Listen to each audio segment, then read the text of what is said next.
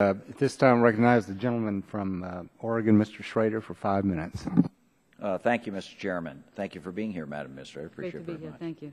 I'd like to talk a little bit about Superfund site administration and funding. As you may or may not know, Portland Harbor is designated a Superfund site as of 2000. It's a little bit unusual in that both the business community, people that may have contributed to some of the problems there, as well as others in the community have stepped up, a collaborative effort to try and deal with this. It's been, almost 16 years now. We've gone through 10 different administrators. The goalposts have changed depending on which administrator in our region comes in.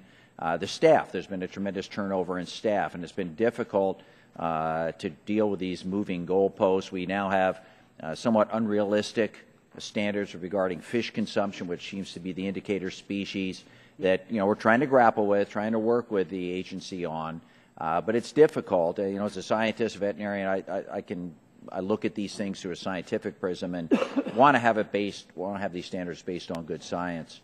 But even beyond that, it would appear that the current regional administration has their own mindset about what's going to be done regardless of what's being talked about by the collaborative partners in our region. And we're having trouble getting this decision I think it was middle of 2013. There was a promise of additional help from the folks here in D.C. to maybe move things along at an accelerated pace.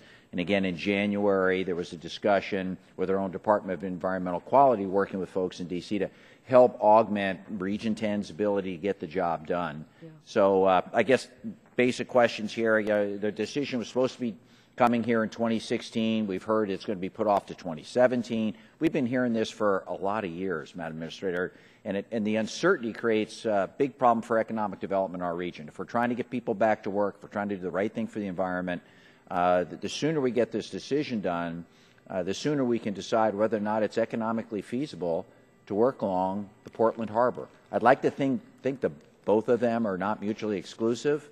But again, what we're hearing from Region 10 would seem to indicate it is mutually exclusive, going to the highest cost alternative in terms of remediation rather than some of the other remedial efforts that are actually out there. So basically want to know, is 2017 the best case scenario, and can we hold, with all due respect, the agency's feet to the fire and get a record decision by 2016. I know that Portland Harbor was an issue that came up during my confirmation process and the interest in this.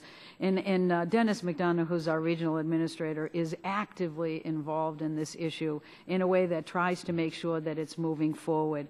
And so I know that we're putting the resources to this, and we'll continue with this discussion. I think we have turned a better corner. Good. I know that we're not only looking at making sure that we get the cleanup correct. Did I say McDonough? Sorry. Yeah. Dennis McDonough is the Chief of Staff of the President. Of the United States. He didn't take on added responsibility since my confirmation. Dennis McLaren, I apologize.